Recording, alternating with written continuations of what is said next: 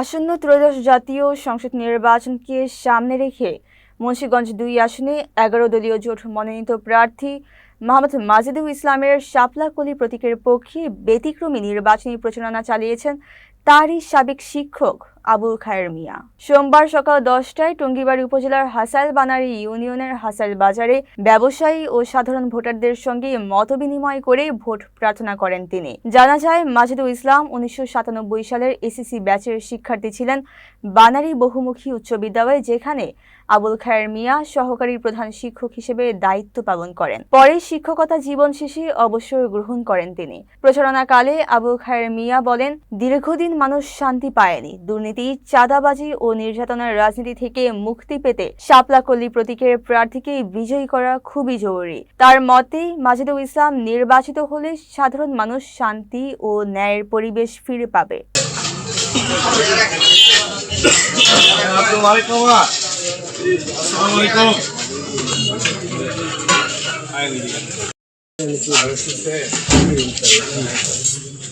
শাপলা-কলি মার্কা ভোট চাই। শাপলা-কলি মার্কায় ইনশাআল্লাহ সবাই করবে।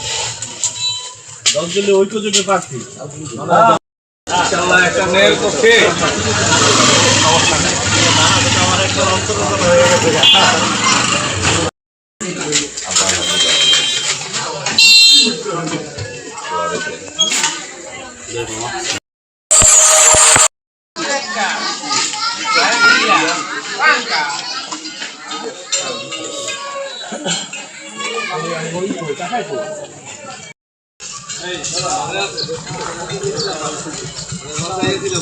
আমার খুব আনন্দ লাগতেছে।